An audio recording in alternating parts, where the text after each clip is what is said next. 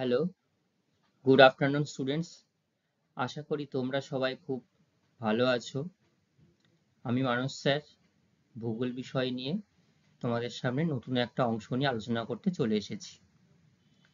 পূর্বের ক্লাসে আমরা যে বিষয়গুলো নিয়ে আলোচনা করছিলাম সেটা ছিল ভারতবর্ষের কি বলতো শিল্প নিয়ে আলোচনা করছিলাম। তো প্রথম ক্লাসে বা প্রথম অংশে আমরা ভারতবর্ষের শিল্প সম্পর্কে কিছু গুরুত্বপূর্ণ আলোচনা করেছিলাম, যে কোন অংশে কি কি জিনিসের উপর ভিত্তি করে কোনো একটা শিল্প সংস্থা বা কোনো একটা শিল্প গড়ে ওঠে সেগুলো আমরা আলোচনা করেছিলাম। পরবর্তী অংশে আমরা আলোচনা করেছিলাম ভারতবর্ষের লৌহ ইস্পাত শিল্পাত সম্পর্কে আলোচনা করেছিলাম, তাই তো? তো তোমাদের মধ্যে বলো তো কেউ আমাকে, যে ভারতবর্ষের বড় কটি লৌহ ইস্পাত শিল্প আমরা দেখতে পাই বা লক্ষ্য করতে পারি? প্রধানত 8টি লৌহ ইস্পাত শিল্প আমরা দেখতে পাই। এই 8টি লৌহ ইস্পাত শিল্প পাঠ্যসূচিতেও আমাদের অন্তর্ভুক্ত করা হয়েছে দশম শ্রেণীর পাঠ্যপুস্তকে, তাই না? তো প্রথম ক্লাসে প্রথম অংশে এই ভারতীয় শিল্প, তার মধ্যে যখন আমরা ভারতের ইস্পাত শিল্প পড়ছিলাম, অর্থাৎ লৌহ ইস্পাত শিল্প, সেই প্রথম অংশে আমরা পার্ট 1-এ প্রথম 4টি বৃহৎ শিল্প কিন্তু আমরা আলোচনা করে নিয়েছি। তার মধ্যে থেকে আমি তোমাদেরকে যে প্রশ্নগুলো তোমাদের সামনে রেখেছিলাম, তোমরা সেগুলো খুব ভালোভাবে উত্তর দিতে পেরেছো। আমি চাই এরকম ভাবে তোমরা প্রত্যেকটা ক্লাসে খুব ভালোভাবে নিজেদেরকে তৈরি রাখো, যাতে ভবিষ্যতে কোনো পরীক্ষার সময় বা কোনো ক্ষেত্রে তোমাদের যাতে অসুবিধায় না পড়তে হয়। তো আমাকে কেউ একটু বলো যে প্রথম অংশে এই লৌহ ইস্পাত শিল্পের প্রথম অংশে আমরা কোন কোন শিল্প সংস্থা নিয়ে আলোচনা করেছিলাম? বলো, 1 নম্বরে কি পড়েছিলাম বলো আমরা? টিস্কো। কোথায় এটা আছে? জামশেদপুরে, তাই তো? এর পুরো কথা কে বলতে পারবে আমাকে? হ্যাঁ, very good, tata iron and steel company, TISCO, তাই তো? টিস্কোর পরবর্তী অংশে, অর্থাৎ পরের যে শিল্প, দ্বিতীয় যে লৌহ ইস্পাত কারখানা আমরা আলোচনা করেছিলাম সেটা ছিল বোকারো স্টিল প্ল্যান্ট। তারপরে আমরা কি পড়েছিলাম বলো? দুর্গাপুর স্টিল প্ল্যান্ট, তারপরে বার্নপুর কুলটি। এই 4টি অংশ আমরা প্রথম পাঠে আলোচনা করে নিয়েছি, তাই না? এরপরে আজকে আমি তোমাদের ক্লাসের শেষে বলে দিয়েছিলাম, যেহেতু পাঠ্যসূচিতে আমাদের 8টি লৌহ ইস্পাত শিল্পের কথা আলোচনা করা হয়েছে, তো আমরা একই সাথে যেহেতু পুরোটা অংশ শেষ করতে পারবো না, পরবর্তী ক্লাসে আমি তোমাদের অবশিষ্ট যে 4টি শিল্প সংস্থা থাকবে সেটা নিয়ে আলোচনা করব। তো আজকের ক্লাসে আমরা সেই 4টি শিল্প সংস্থা এবং তার আনুষঙ্গিক কিছু প্রশ্ন উত্তর আমরা আজকে আলোচনা করব। দেখো, প্রথম অংশে যেটা আছে দুর্গাপুর, যে দুর্গাপুর আমরা আগের ক্লাসে পড়েছিলাম, জেনেছিলাম যে দুর্গাপুর লৌহ ইস্পাত শিল্প। বলা হচ্ছে এই দুর্গাপুরকে ভারতের রুড়ো বলার কারণ কি? ঠিক আছে, দুর্গাপুরকে ভারতের রুর বলা হয় কেন? তো একটা কথা বলি এখানটাতে, রুর হচ্ছে নির্দিষ্ট কোনো শব্দ একটা, কিন্তু এটা একটা জায়গার নাম, ঠিক আছে? জার্মানিতে একটা শহর আছে, তার নাম হচ্ছে রুর। তো সেই জায়গার অনুকরণে দুর্গাপুরেও দেখা যায় বিভিন্ন যে পরিবেশগুলো রয়েছে বা বৈশিষ্ট্যগুলো রয়েছে এই জার্মানির রুর শহরের কেন্দ্র করে, সেইখানটাতে একই রকম পরিবেশ, একই রকম বৈশিষ্ট্য কিছু লক্ষ্য করা যেতে পারে বা দেখা যায়, ঠিক আছে? সেই জন্য দুর্গাপুরকে ভারতের রুর বলা হয়। কেন বলা হয়? তার কিছু যে মিলগত বৈশিষ্ট্য রয়েছে, যেগুলো মিলে যাচ্ছে বৈশিষ্ট্যগুলো, সে বৈশিষ্ট্যগত যে মিল লক্ষ্য করা যাচ্ছে তার উপরে ভিত্তি করে আমরা জিনিসটা আলোচনা করব। তার আগে একটু বলে নিই, দেখো ছবিতে আমি তোমাদের সামনে যেটা রেখেছি সেটা হচ্ছে, প্রথমে যে ছবিটা রেখেছি সেটা হচ্ছে ভারতবর্ষের দুর্গাপুর শিল্পাঞ্চলের একটা চিত্র। তার পাশে রেখেছি যে ভারতবর্ষের এই দুর্গাপুর শিল্পাঞ্চল কোন কোন অংশ থেকে তার যে প্রয়োজনীয় কাঁচামাল বিভিন্ন জায়গা থেকে নিয়ে আসে সেটা দেখিয়েছি। পরের চিত্রটা দেখো, এটা হচ্ছে জার্মানির রুর, যেখানটায় লৌহ ইস্পাত শিল্প গড়ে উঠেছে তার চিত্র, এবং ঠিক তার পাশে যে ম্যাপটা দেখানো হয়েছে, এই ম্যাপটা হচ্ছে জার্মানির রুর সিটির ম্যাপ একটা। ঠিক আছে, তো কি কি মিল এখানে লক্ষ্য করা যাচ্ছে সেটা আমরা দেখি। প্রথমে হচ্ছে অবস্থানগত মিল, 1 নম্বর যে পয়েন্ট বলা হচ্ছে, জার্মানির রাইন যে নদী রয়েছে, রাইন নদী ও তার 2 উপনদী রুর এবং লিপের সংযোগস্থলে রুর শিল্পাঞ্চলের মতো ভারতের দামোদর নদীর তীরে দুর্গাপুর শিল্পাঞ্চল বিকশিত হয়েছে বা গড়ে উঠেছে। জার্মানিতে রাইন নদী আর তার 2টো উপনদী রুর আর লিপে এই সংযোগস্থলে রুর শিল্পাঞ্চলটা গড়ে উঠেছে। একই রকম ভাবে ভারতবর্ষের দামোদর নদীর তীরে দুর্গাপুর শিল্পাঞ্চল গড়ে উঠেছে। এটা গেল অবস্থানগত মিল। এরপরে শিল্প কি বলা হচ্ছে, রুর অঞ্চলে এসেন, ডর্টমুন্ড, ডুসেলডর্ফ, ডুইসবার্গ প্রভৃতি স্থান থেকে লোহা, ইস্পাত, ইঞ্জিনিয়ারিং এবং রাসায়নিক শিল্পকেন্দ্র গড়ে উঠেছে। একই রকম ভাবে দুর্গাপুরেও এই সিমিলারিটি ভাবে ইস্পাত ও সংকর ইস্পাত শিল্প, মিনি স্টিল প্লান্ট, ইঞ্জিনিয়ারিং শিল্প, সিমেন্ট শিল্প, সার শিল্প গড়ে উঠেছে। রুর শিল্পাঞ্চলেও এই লৌহ ইস্পাতকে কেন্দ্র করে যেমন আনুষঙ্গিক বিভিন্ন লোহা ইস্পাত, ইঞ্জিনিয়ারিং, রাসায়নিক কারখানা গড়ে উঠেছে, দুর্গাপুরেও কিন্তু এই দুর্গাপুর স্টিল প্ল্যান্টকে কেন্দ্র করে বিভিন্ন আনুষঙ্গিক বা অনুসারী শিল্প সেগুলো কিন্তু গড়ে উঠতে দেখা যায়। কয়লা, 3 নম্বর পয়েন্ট হচ্ছে কয়লা। কি বলা হচ্ছে কয়লাতে, রুর অঞ্চলে রাইন উপত্যকার উন্নত বিটুমিনাস কয়লা যেমন পাওয়া যায়। তাহলে জার্মানির যে রুর নদী, সেই রুর নদীর সংযোগস্থলে রুর শিল্পাঞ্চলটা গড়ে উঠেছে, সেখানে এই রাইন নদীর সংলগ্ন স্থানে বিটুমিনাস কয়লা পাওয়া যায়। একই রকম ভাবে দুর্গাপুর কোন নদীর তীরে গড়ে উঠেছে বলো, দামোদর নদীর তীরে গড়ে উঠেছে। তাহলে এখানেও দামোদর উপত্যকা যেটা রয়েছে বা শিল্পাঞ্চল রয়েছে, সেই দামোদর নদীর পার্শ্ববর্তী অংশে গন্ডোয়ানা কয়লা পাওয়া যায়। ঠিক আছে, পরিবহন কি হচ্ছে, পরিবহনের দোলক নীতি অনুসারে, অর্থাৎ পরিবহনে যে নীতি রয়েছে সেটা হলো দোলক নীতি। কি বলা হচ্ছে যে কোনোবার গাড়ি কিন্তু খালি ফেরত যাবে না, যেহেতু এটা রেলপথের মাধ্যমে কয়লাটাকে অন্য স্থান থেকে আরেকটা স্থানে নিয়ে আসা যায়। কি বলছে দেখো, দোলক নীতি অনুসারে রাইন উপত্যকার কয়লা ভর্তি রেল যখন কয়লা ভর্তি করে এই রাইন চলে আসলো, যখন ফিরে যাচ্ছে তখন কি করছে, ফ্রান্সের লোরেন অঞ্চলের আকরিক লোহা তারা আমদানি করছে। ঠিক আছে, একই রকম ভাবে দামোদরের রানীগঞ্জ ও ঝরিয়ার কয়লা বোঝাই রেল ময়ূরভঞ্জের কেওনঝড়ের লোহা বহন করে নিয়ে আসে। বোঝা যাচ্ছে? তাহলে এইরকম ভাবে যখন কয়লা নিয়ে আসছে, যখন ফেরত চলে যাচ্ছে, তখন কিন্তু লোহা বহন করে নিয়ে যাচ্ছে। আবার তোমার জার্মানির এই রুরে যখন কয়লা নিয়ে আসা হচ্ছে, যখন ফ্রান্সে চলে যাচ্ছে, তখন সেখানে লোহা নিয়ে চলে যাচ্ছে। তাহলে এরকম ভাবে পরিবহনের দোলক নীতি লক্ষ্য করা যাচ্ছে। বোঝা গেল এতক্ষণে যেটুকু বললাম, কি কি পয়েন্ট আমরা আলোচনা করলাম এতক্ষণে? একটা হচ্ছে অবস্থানগত মিল, শিল্পগত মিল, তারপরে কয়লা, পরিবহন। খুবই সহজ বিষয় কিন্তু। ঠিক আছে,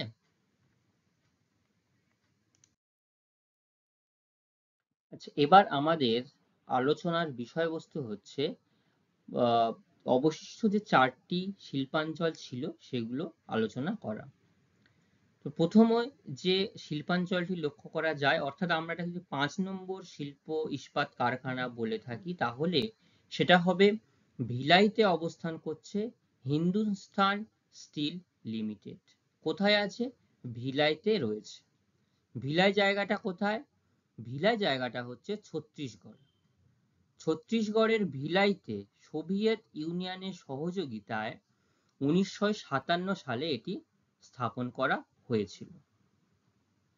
এটি ভারতবর্ষের বৃহত্তম এবং এশিয়ার তৃতীয় বৃহত্তম একটি ইস্পাত কারখানা। তাহলে ভারতবর্ষের বৃহত্তম ইস্পাত কারখানা কোনটি? এই ভিলাই হচ্ছে ভারতবর্ষের বৃহত্তম এবং এশিয়ার মধ্যে তৃতীয় বৃহত্তম ইস্পাত কারখানা। ঠিক আছে।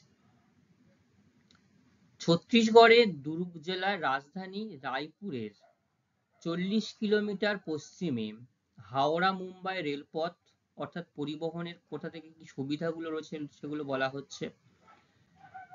মুম্বাই রেলপথ রয়েছে, গ্রেট ইস্টার্ন হাইওয়ের উপর এটি অবস্থান করছে। ঠিক আছে। এই ভিলাই এই যে ইস্পাত কারখানাটা, এখানকার বার্ষিক ইস্পাত উৎপাদন ক্ষমতা হচ্ছে প্রায় 260.6 লক্ষ মেট্রিক টন। ঠিক আছে। এটা হচ্ছে তোমার 2021 এবং 22 সালের পরিসংখ্যান অনুযায়ী। ভিলাই লৌহ ইস্পাত কারখানাটি প্রধানত লৌহ আকরিক খনির নিকটবর্তী অঞ্চলেই গড়ে উঠেছে। এই যে ভিলাই যে ইস্পাত কারখানা অর্থাৎ হিন্দুস্তান স্টিল লিমিটেড, যা সংক্ষেপে বলা হচ্ছে HSL, এটা গড়ে ওঠার কি কি কারণ লক্ষ্য করা যেতে পারে, অর্থাৎ কোন কোন কাঁচামাল কোথা থেকে নিয়ে আসা হয় তার উপর ভিত্তি করে এটা গড়ে উঠতে দেখা যায়। দেখো ছবিতে আমি ভিলাই ইস্পাত কারখানার একটা প্রধান অংশের ছবি দিয়েছি। সেটা কারখানাটা কেমন হয়, কেমন আছে কারখানাটা দেখতে, সেটার একটা ছবি তোমাদের সামনে রেখেছি। আর হচ্ছে ভিলাই স্টিল প্ল্যান্ট, দেখো নিচে যে ছবিটা, কোন কোন অংশ থেকে কিভাবে পরিবহনের সাহায্যে কোন অংশ থেকে কয়লা, আকরিক লোহা, চুনাপাথর এগুলো সংগ্রহ করছে। ঠিক আছে। প্রথমে যেটা হচ্ছে আকরিক লোহা, ছত্তিশগড়ের দাল্লি রাজহারা থেকে আকরিক লোহা পাওয়ার সুবিধা। ঠিক আছে। আকরিক লোহাটা কোত্থেকে নিয়ে আসছে? দাল্লি রাজহারা থেকে নিয়ে আসছে। দেখো ম্যাপটার মধ্যে দেখলে বুঝতে পারবে দাল্লি রাজহারা হিলস লেখা আছে, সেইখান থেকেই কিন্তু আকরিক লোহাটা নিয়ে যাচ্ছে। ঠিক আছে। আচ্ছা, এরপরে রয়েছে কোক কয়লা। কোক কয়লা কি? ছত্তিশগড়ের কোরবাসম্বলপুর এবং ঝাড়খণ্ডের বোকারো এবং ঝুরিয়ার কোক কয়লা সরবরাহ লক্ষ্য করা যায়। ঠিক আছে। বেশ দূর থেকে কোক কয়লাগুলো নিয়ে আসা হচ্ছে। চুনাপাথর ও ডলোমাইট, এটা আরো একটি কাঁচামাল।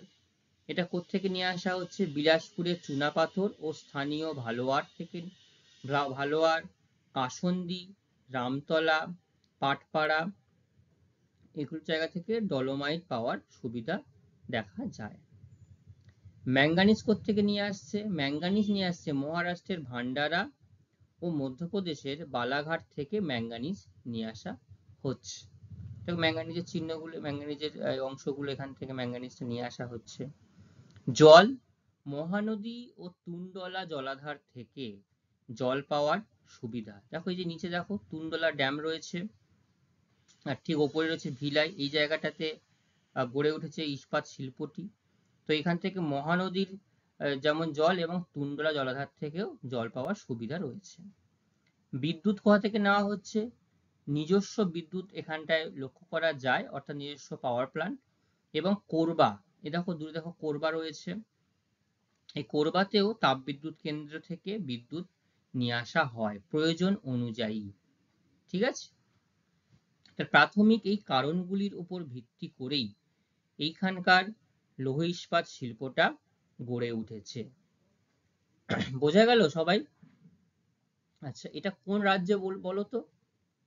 ছত্তিশগড় রাজ্যে গড়ে উঠেছে। কত সালে স্থাপিত হয়েছিল? 1957 সালে এটা স্থাপিত হয়েছিল। ঠিক আছে। ভিলাইয়ের পরে যে স্টিল প্ল্যান্টটা নিয়ে আমরা আলোচনা করব সেটা হচ্ছে রাউরকেল্লা স্টিল প্ল্যান্ট। আচ্ছা, কি রাউরকেল্লা শহরটার নাম আগে কোনদিন শুনেছো? বলো তো কোন রাজ্যে এটা অবস্থান করে? রাউরকেল্লা সিটিটা উড়িষ্যা রাজ্যে অবস্থান করে। আচ্ছা, তো তোমরা বলেই দিলে উড়িষ্যা রাজ্যে উড়িষ্যার ব্রাহ্মণী নদী, এই ব্রাহ্মণী নদীর তীরে এই রাউরকেল্লা স্টিল প্ল্যান্টটি গড়ে উঠেছে। ঠিক আছে। আধুনিকীকরণের পর এই কারখানাটির বার্ষিক উৎপাদন ক্ষমতা বেড়ে দাঁড়িয়েছে 126 লক্ষ মেট্রিক টন। তাহলে পূর্বে এর থেকেও কম স্টিল বা কম দ্রব্য উৎপাদিত হতো। আধুনিকীকরণের পর পরিমাণটা বেশ খানিকটা বৃদ্ধি পেয়েছে। এই রাউরকেল্লা স্টিল প্ল্যান্টটি গড়ে ওঠার জন্য কি কি প্রয়োজনীয় কারণ বা কি কি পরিবেশের উপর ভিত্তি করে গড়ে উঠেছে সেটা আমরা জানি একটু। তার আগে দেখো আমি যে ছবিগুলো তোমাদের সামনে শেয়ার করেছি সেটা হচ্ছে রাউরকেল্লা স্টিল প্ল্যান্ট, তার একটা ছবি এবং নিচে একটা প্রধান গেটের ছবি দিয়েছি। তার পাশে ম্যাপটা দিয়েছি যেটা আমি প্রত্যেকটা স্টিল প্ল্যান্টের ক্ষেত্রেই তোমাদের সামনে বোঝার সুবিধার জন্য রাখছি। যে এই জায়গাটাতে দেখো এই যে স্টার মার্ক জায়গাটি রয়েছে, স্টার মার্ক জায়গাটিতে কিন্তু রাউরকেল্লা স্টিল প্ল্যান্টটি গড়ে উঠেছে এবং এই চারিদিক থেকে বিভিন্ন দিক থেকে যেমন আকরিক লোহা, কয়লা, বিদ্যুৎ, জলের যোগান কিভাবে নিয়ে এবং পরিবহনের সুবিধা কিভাবে এই সবকিছুর উপর নির্ভর করে এটা একটা সাফল্যমণ্ডিত লাভ করেছে একটা সংস্থা। ঠিক আছে। এইটা হচ্ছে মাঝখানটায় যেটা আমি দেখাচ্ছি, এটা এইখানটায় তোমার রাউরকেল্লা স্টিল প্ল্যান্টটি দেখা যাচ্ছে।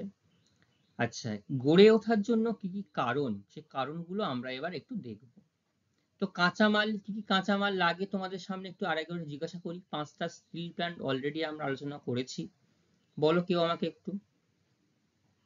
আকরিক লোহা, তারপরে কোক কয়লা, তারপরে ম্যাঙ্গানিজ, ডলোমাইট, চুনা পাথর, জল, বিদ্যুৎ, পরিবহন। Very good. তার মানে সবাই খুব মনোযোগ সহকারে শুনছে, এটা আমি আশা করতে পারি। সবাই খুব ভালোভাবে মোটামুটি কাঁচামাল যেগুলো রয়েছে সব কাঁচামালগুলোর নাম তোমরা উল্লেখ করতে পেরেছো। আচ্ছা, এর ক্ষেত্রে কি কি কাঁচামাল কোথা থেকে নিয়ে আসা হয় একটু দেখে নিই আমরা দ্রুত। বলা হচ্ছে প্রথমেই যে কাঁচামাল নিয়ে আসা, আকরিক লোহা নিয়ে আসা হয় উড়িষ্যার সুন্দরগড়, ময়ূরভঞ্জ এবং কেওনঝড় এই 3টি অংশ থেকে। কি কি জায়গার নাম বললাম, খনির নাম বললাম? সুন্দরগড়, ময়ূরভঞ্জ এবং কেওনঝড় থেকে আকরিক লোহা নিয়ে আসা হয়। ঝরিয়া, ঝরিয়া তোমরা নাম আগে শুনেছো, এই ঝরিয়া থেকে কয়লা নিয়ে আসা হচ্ছে। আচ্ছা, আর উড়িষ্যার বীরমিত্রপুর থেকে কি নিয়ে আসা হচ্ছে? এখান থেকে চুনা পাথর, ডলোমাইট ও ম্যাঙ্গানিজ নিয়ে আসা হচ্ছে। ঠিক আছে। আচ্ছা, এরপরে বলা হচ্ছে জল। জল কোত্থেকে নিয়ে আসা হচ্ছে? এটা কোন নদীর তীরে গড়ে উঠেছিল আমি বলেছিলাম, শুরুতেই বললাম কোন নদীর তীরে গড়ে উঠেছিল? ব্রাহ্মণী নদীর তীরে। আমি তোমাদের প্রথম অংশেই আলোচনা করতে করতে বলেছিলাম যে প্রত্যেকটা শিল্পাঞ্চল বা শিল্প কেন্দ্রগুলো কোন নদীর তীরে গড়ে উঠেছে এগুলো কিন্তু খুব ভালোভাবে তোমাদেরকে মনে রাখতে হবে, কারণ এইগুলো শর্ট প্রশ্ন হিসাবে প্রায় আসতে দেখা যায়। যে এই স্টিল প্ল্যান্টটির যেমন পুরো কথাকে টিস্কো বা ইস্কো বা এইচএসএল, ঠিক আছে, এগুলো যেমন জিজ্ঞাসা করা হয় এবং এটি কোন নদীর তীরে গড়ে উঠেছে এবং কোন জলাধার থেকে এরা জলের যোগান নেয়, এগুলো কিন্তু মনে রাখতে হবে শর্ট প্রশ্নের জন্য। তো যেহেতু এটা ব্রাহ্মণী নদীর তীরে গড়ে উঠেছিল সেই জন্য ব্রাহ্মণী নদী এবং কোয়েল নদীর জলাধারের জল এরা ব্যবহার করে স্টিল প্ল্যান্টের জন্য। আচ্ছা, তাপবিদ্যুৎ কোথা থেকে নিচ্ছে? তাপবিদ্যুৎ নিচ্ছে এই রাউরকেল্লার নিজস্ব তাপবিদ্যুৎ কেন্দ্রের যোগান লক্ষ্য করা যায়। এছাড়াও হীরাকুদ প্রকল্পে দেখো এই যে দূরে দেখা যাচ্ছে এইখান থেকে একটা ঠিক ডটেড লাইন দিয়ে হীরাকুদ ড্যাম এখানে উল্লেখ করা হয়েছে। হীরাকুদ ড্যাম, এখানে যেহেতু ড্যাম স্থাপন করা হয়েছে তো সেখানে টারবাইনের সাহায্যে জলবিদ্যুৎ উৎপাদন করা সম্ভব হচ্ছে। এই জলবিদ্যুৎও এখান থেকে বিদ্যুতের খানিকটা অংশ তারা নিয়ে গিয়ে ব্যবহার করছে। হুগলি শিল্পাঞ্চলের চাহিদা, অর্থাৎ আমাদের পশ্চিমবঙ্গে যে হুগলির শিল্পাঞ্চল রয়েছে চারিদিকে, যে হুগলি নদীর দুই তীরে হাওড়া এবং কলকাতার তীরবর্তী অংশের বিভিন্ন কলকারখানা গড়ে ওঠে, সেখানটাতে এই শিল্পের বা ইস্পাতের ব্যাপক চাহিদা লক্ষ্য করা যায়। আচ্ছা, বন্দর হিসাবে যেহেতু রপ্তানি আর আমদানি করতে হয় এই শিল্পে, তার জন্য ওড়িশার পারাদ্বীপ বন্দর, কলকাতা, যেমন আমাদের পশ্চিমবঙ্গের কলকাতা, হলদিয়া, আর রয়েছে বিশাখাপত্তনম অর্থাৎ অন্ধ্রপ্রদেশের বিশাখাপত্তনম, এই বন্দরগুলোর সাহায্য নেওয়া হয়। তারপরে কি বলা হচ্ছে, স্থানীয় সুলভ দক্ষ শ্রমিক। তাহলে সুলভ শ্রমিক যেমন দরকার এই কাজের জন্য, কারণ প্রচুর একটা শক্ত কাজ, সারাক্ষণ গরমের বিভিন্ন চুল্লি তার মধ্যে থেকে কাজ করতে হয়, সুলভ শ্রমিক প্রয়োজন। আর কি কি রয়েছে, পরিবহন ব্যবস্থা। এখানটাতে কাছাকাছি অংশে দেখো এই রেল লাইন চলে গেছে, এই রেল লাইনের এখানটাতে দক্ষিণ পূর্ব ও পূর্ব রেলপথ, এছাড়াও বিভিন্ন জাতীয় সড়ক পথের মাধ্যমে এই পরিবহন ব্যবস্থা বেশ উন্নত। এই শিল্পাঞ্চলের পার্শ্ববর্তী অঞ্চলে পরিবহন ব্যবস্থা বেশ উন্নত, সেই জন্য এবং সামগ্রিকভাবে কাঁচামাল, জলবিদ্যুৎ, তাপবিদ্যুৎ সবকিছুর উপর নির্ভর করে কিন্তু এই শিল্পাঞ্চলটি এই রাউরকেল্লাতে গড়ে উঠে পেরেছে। বোঝা গেল? সবাই বুঝতে পেরেছো? আচ্ছা, কেউ বলো তো আমাকে, জলবিদ্যুৎটা কোথা থেকে নিয়ে আসা হচ্ছে? হীরাকুদ ড্যাম থেকে জলবিদ্যুতের অংশ নিয়ে, মানে ওখান থেকে সাপ্লাইটা নেওয়া হচ্ছে। আচ্ছা, কোন নদীর তীরে গড়ে উঠেছে? ব্রাহ্মণী নদীর তীরে গড়ে উঠেছে। ঠিক আছে। এর পরবর্তীতে যেটা রয়েছে সেটা হচ্ছে বিশাখাপত্তনম স্টিল প্রজেক্ট, যার সংক্ষেপে নাম দেওয়া হয়েছে ভিএসপি। ঠিক আছে, এটা কোন রাজ্যে গড়ে উঠেছে? বিশাখাপত্তনম কোথায় আছে বলতো? অন্ধ্রপ্রদেশ। অন্ধ্রপ্রদেশ রাজ্যের বিশাখাপত্তনমে নিকটবর্তী বালাচেরভূতে সোভিয়েত ইউনিয়নের সহযোগিতায় কারখানাটি গড়ে উঠেছিল। ঠিক আছে, এবং এই শিল্পটি মূলত, এই শিল্প কারখানাটি মূলত জলবিদ্যুতের সাহায্যেই উচ্চমানের বা উন্নত মানের ইস্পাত তৈরি করতে পারে বা ইস্পাত তৈরি করে। এটি ভারতের পূর্ব উপকূলে অবস্থিত একমাত্র লৌহ ইস্পাত কারখানা। তো ম্যাপটা দেখলে বুঝতে পারবে, দেখো ম্যাপটির দিক পরেই দেখো নদী বা সমুদ্র অংশ লক্ষ্য করা যায়। এখানটাই বিশাখাপত্তনম, এখানটাতে উপকূল অংশেই কিন্তু এই বিশাখাপত্তনম লৌহ ইস্পাত কারখানাটি গড়ে উঠেছে। এবং এই কারখানায় ভারতবর্ষের বৃহত্তম ব্লাস্ট ফার্নেস অবস্থিত। অর্থাৎ এই লৌহ ইস্পাত কারখানাটা অন্যতম অংশ হচ্ছে ব্লাস্ট ফার্নেস, যেখানটাতে যেটা আমার যেটা মনে হয় যে এখানটাতে লোহাটাকে বা আকরিক লোহাগুলোকে গলানো হয়, সেখান থেকে এবার আলাদা করে নিয়ে আসা হয়, এখান থেকে রূপ দেওয়া হয়। ঠিক আছে, তো এই বৃহত্তম ব্লাস্ট ফার্নেস কিন্তু এই বিশাখাপত্তনম স্টিল প্রজেক্টের অন্তর্ভুক্ত। বর্তমানে এই কারখানাটির বার্ষিক উৎপাদন ক্ষমতা হচ্ছে প্রায় 1.61 কোটি মেট্রিক টন, এবং এই পরিসংখ্যানটি রয়েছে 2021-22 সাল অনুযায়ী। তোমরা যেখানেই যে কোনো জায়গায় যা পরিসংখ্যান দেবে, সেই পরিসংখ্যানের পাশে কিন্তু সাল উল্লেখ করতে হবে, কারণ প্রত্যেকটা সালের প্রত্যেকটা বছরে কিন্তু একই পরিমাণ ইস্পাত উৎপাদিত হয় না। তবে একটা নির্দিষ্ট লক্ষ্যমাত্রা রেখে বছরের শুরু থেকে কাজ করা হয়, কিন্তু বিভিন্ন কারণে দেখা গেল যে নির্দিষ্ট লক্ষ্যমাত্রা নেওয়া হয়েছে, তার থেকে কম উৎপাদিত করা হয়, আবার অনেক সময় লক্ষ্যমাত্রাকে ছুঁয়েও ফেলা যায় বা বেশিও হয়। ঠিক আছে, তো এই শিল্পাঞ্চলের দুটো ছবি আমি তোমাদের দেখিয়েছি। দেখো, প্রথম যে ছবিটা, এটা বিশাখাপত্তনম স্টিল প্ল্যান্টের একটা ছবি, বৃহৎ বিশাল অংশ জুড়ে উপকূলবর্তী অংশে এটা গড়ে উঠেছে। আর তার নিচে বিশাখাপত্তনম সিটি এবং তার সঙ্গে সঙ্গে বিশাখাপত্তনম স্টিল প্ল্যান্টের একটা ছবি আমি তোমাদের সামনে রেখেছি। তো এই বিশাখাপত্তনম স্টিল প্ল্যান্টটি হচ্ছে সর্বাধুনিক স্টিল প্ল্যান্ট, ভারতবর্ষের উপকূলে অবস্থিত সর্বাধুনিক একটি স্টিল প্ল্যান্ট। গড়ে উঠেছে কি কি কারণের উপর নির্ভর করে গড়ে উঠেছে? তো প্রথমেই আমাদের দেখতে হবে কাঁচামাল। কোন অংশ থেকে কাঁচামাল সংগ্রহ করে এই বিশাখাপত্তনম স্টিল প্ল্যান্ট? কাঁচামাল কোত্থেকে নিয়ে আসছে? অন্ধ্রপ্রদেশের কুডাপ্পা, কুর্নুল, নেলোর, গুন্টুর, বাস্তার, এছাড়াও ছত্তিশগড়ের বায়লাডিলা, এই অংশগুলো থেকে লৌহ আকরিক সংগ্রহ করছে। কয়লা কোত্থেকে নিয়ে আসছে? কয়লা নিয়ে আসছে অন্ধ্রপ্রদেশের সিঙ্গারেনি, ঝাড়খণ্ডের রাজরাপ্পা এবং উড়িষ্যার তালচের, এই জায়গাগুলো থেকে বা খনি অঞ্চল থেকে কয়লা সংগ্রহ করা হচ্ছে। এছাড়াও অন্ধ্রপ্রদেশের জাগিয়াপেটার থেকে চুনাপাথর, আর তোমার উড়িষ্যার গাংপুর, কোরাপুট, বিশাখাপত্তনমের কাছে কুর্নুল থেকে ম্যাঙ্গানিজ সংগ্রহ করা হচ্ছে, এবং খাম্মাম ও উড়িষ্যার বীরমিত্রপুর থেকে ডলোমাইট। দেখো প্রত্যেকটা যে শিল্পাঞ্চল গড়ে উঠেছে, বীরমিত্রপুর কিন্তু প্রত্যেকটা অংশে আমরা লক্ষ্য করতে পেরেছি বা দেখেছি। বীরমিত্রপুর থেকে ডলোমাইট পাওয়া যাচ্ছে। ঠিক আছে।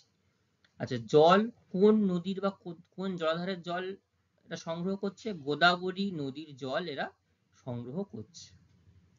বিদ্যুৎ শক্তি কোথাকার নিচ্ছে?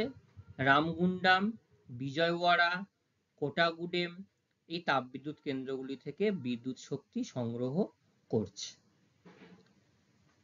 কলকাতা শিল্পাঞ্চলের চাহিদা, অর্থাৎ যেহেতু পূর্ব উপকূলবর্তী শহর হওয়ার জন্য কলকাতা শিল্পাঞ্চলেও এই শিল্পের যে স্টিল তার ব্যাপক চাহিদা লক্ষ্য করা যায়। বন্দর হিসাবে বিশাখাপত্তনম বন্দর তারা ব্যবহার করেই থাকে।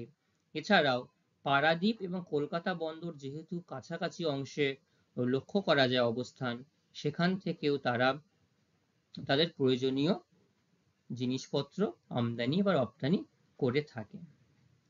পরিবহন হিসাবে দক্ষিণ পূর্ব রেলপথ ও সড়ক পথে পরিবহনের সুবিধার কারণে এই কারখানাটি গড়ে উঠতে দেখা যায়। ঠিক আছে, এই হলো বিশাখাপত্তনম স্টিল প্ল্যান্ট গড়ে ওঠার প্রধান কারণ। তোমাদের যদি জিজ্ঞাসা করা হয় তোমরা এটুকুই উত্তর দেবে, তাহলে বিশাখাপত্তনম স্টিল প্রজেক্ট সম্পর্কে বিস্তারিত ব্যাখ্যা তোমাদের দেওয়া হয়ে যাবে। বোঝা গেল কোন নদীর জল ব্যবহার করে? গোদাবরী নদীর জল এরা ব্যবহার করে। ঠিক আছে। এর পরবর্তীতে 8 নম্বর হিসাবে, অর্থাৎ পাঠ্যপুস্তক অনুযায়ী সর্বশেষ যে শিল্প কারখানাটি লক্ষ্য করা যায় তার নাম হচ্ছে বিশ্বেশ্বরায়া আয়রন স্টিল লিমিটেড, যার সংক্ষেপে নাম হচ্ছে বিএসএল। ঠিক আছে। তো বিশ্বেশ্বরায়া এই যে স্টিল প্ল্যান্ট, এই স্টিল প্ল্যান্টটি গড়ে উঠেছে কর্ণাটকের ভদ্রাবতীতে। বর্তমানে এই কারখানাটির বার্ষিক উৎপাদন ক্ষমতা প্রায় 2,16,000 মেট্রিক টন এবং এর পরিসংখ্যান সাল হচ্ছে 2021-22 সাল। ঠিক আছে। দেখো বিশ্বেশ্বরা স্টিল প্ল্যান্ট, স্টিল প্ল্যান্টের আমি চিত্র তোমাদের সামনে রেখেছি, এবং তারপরে বিশ্বেশ্বরা স্টিল প্ল্যান্টটা কোন নির্দিষ্ট অঞ্চলে গড়ে উঠেছে এবং কোন কোন কাঁচামালের উপর ভিত্তি করে গড়ে উঠেছে তার নির্দিষ্ট একটা ছবি বা লোকেশন ম্যাপ তোমাদের সামনে আমি রেখেছি। ঠিক আছে। তো যেহেতু স্টার মার্ক দেওয়া, এটা হচ্ছে বিশ্বেশ্বরা স্টিল প্ল্যান্টের অংশ, এবং এর পাশ দিয়ে তোমার রেল লাইন যেমন গেছে, রাস্তা গেছে, এবং বিভিন্ন অংশ থেকে তোমার কাঁচামালের খনিগুলো লক্ষ্য করা যায়। কাঁচামাল বাবা বুদান পাহাড়ের থেকে আকরিক লোহা নিয়ে আসা হয়। ঠিক আছে। যে বাবা বুদান পাহাড় রয়েছে সেখান থেকে আকরিক লোহা নিয়ে আসা হচ্ছে। নিকটস্থ বনভূমির কাঠ কয়লা, আবার কাঠ কয়লা দিয়েও এখানটাতে কিছু পরিমাণ প্রয়োজন মেটানো হয়, এবং ভান্ডিগুন্ডার চুনাপাথর, ঠিক আছে, এইখান থেকেও চুনাপাথর নিয়ে এসে কাঁচামালগুলোকে ব্যবহার করা হয়। আচ্ছা, জল কোথাকার ব্যবহার করা হয়? দেখো এই তুঙ্গভদ্রা নদী, এই তুঙ্গভদ্রা জলাধার রয়েছে, তুঙ্গভদ্রা রিভারের অংশে তুঙ্গভদ্রা জলাধার রয়েছে, আর ভদ্রাবতী নদী, এইখান থেকে এই জলাধারগুলো থেকে জল, প্রয়োজনীয় জল তারা সংগ্রহ করে নিজেদের প্রয়োজনটা মেটায়। জলবিদ্যুৎ কোত্থেকে নেওয়া হচ্ছে? তুঙ্গভদ্রা প্রকল্পের জলবিদ্যুৎ শক্তি। এই তুঙ্গভদ্রা প্রকল্প রয়েছে, তুঙ্গভদ্রার জলবিদ্যুৎ শক্তি এখান থেকে নেওয়া হচ্ছে। বেঙ্গালুরু শিল্পাঞ্চলের চাহিদা, এই যে কর্ণাটক, যেহেতু কর্ণাটকের মধ্যে বেঙ্গালুরু একটা অন্যতম হাইটেক সিটি, তো সেখানকার এই শিল্পের ব্যাপক চাহিদা কিন্তু লক্ষ্য করা যায়। বন্দর হিসাবে কি ব্যবহার করে? বন্দর হিসাবে বিশাখাপত্তনম বন্দর একটু কাছাকাছি অংশে, এছাড়াও নিউ ম্যাঙ্গালোর এবং মারমাগাঁও, এই দুটো বন্দর তারা প্রয়োজন অনুযায়ী ব্যবহার করে থাকে। আর সড়ক পথ বা পরিবহন, যেটা দক্ষিণ পূর্ব রেলপথ এবং সড়ক পথের পরিবহনের সুবিধা রয়েছে, এই কারণের জন্য এই শিল্পকেন্দ্রটি এখানে স্থাপন করা হয়েছে। বোঝা গেল সবার? আচ্ছা, তাহলে যে অংশটা পড়লাম এটা কোন রাজ্যে বলতো? কর্ণাটক রাজ্যে, যার নাম হচ্ছে বিশ্বেশ্বরায়া আয়রন অ্যান্ড স্টিল লিমিটেড। মনে থাকবে সবার, সংক্ষেপে যার নাম হচ্ছে BSL। ঠিক আছে? পাঠ্যসূচি অনুসারে আমাদের 8টি যে লৌহ ইস্পাত কারখানা আলোচনা করা হয়েছে, সেগুলো প্রত্যেকটা 8টি আলোচনা কিন্তু আমরা আজকে করলাম। প্রথম দিন 4টি এবং আজকে 4টি। আচ্ছা, পরবর্তী অংশে অর্থাৎ সর্বশেষ অংশে যেটা দেখা যাচ্ছে সেটা হচ্ছে, দেখবে তোমরা একটু খেয়াল করলে দেখবে এই ম্যাপটা আমি রেখেছি, ম্যাপটা তোমাদের সামনে রেখেছি। দেখো ম্যাপটা একটু খেয়াল করলে তোমরা যদি বুঝতে পারো, প্রত্যেকটা শিল্পাঞ্চল অর্থাৎ প্রধান প্রধান যে শিল্পাঞ্চল, এই প্রত্যেকটা শিল্পাঞ্চল কিন্তু এই ভারতবর্ষের পূর্ব এবং মধ্য ভারতেই কিন্তু গড়ে উঠেছে। তাহলে কেন ভারতবর্ষের অন্য অঞ্চলে অর্থাৎ উত্তর ভারত বা উত্তর পশ্চিম ভারতে কেন এই শিল্পাঞ্চল গড়ে উঠতে পারলো না, এবং পূর্ব ভারতেই কেন গড়ে উঠতে পেরেছে, সেইগুলো আমরা আলোচনা করব। দেখবে যখন ভারতবর্ষে কৃষিকাজ সম্পর্কে আমরা আলোচনা করেছিলাম, সেখানে একটা প্রশ্ন নিয়ে আমরা আলোচনা করেছিলাম, সেটা ছিল যে পশ্চিম ভারতে অর্থাৎ পাঞ্জাব এবং হরিয়ানা রাজ্যে কৃষিতে কেন এত উন্নতি লাভ করতে পেরেছে, তাই তো? তখন দেখেছিলাম পূর্ব ভারতে সেই অনুযায়ী কৃষিতে উন্নতি লাভ করতে পারেনি। এবার ঠিক তার উল্টোটা আমরা পড়ছি, যে পূর্ব ভারতে ইস্পাত শিল্প কেন গড়ে উঠতে পারলো, কি কি কারণ রয়েছে।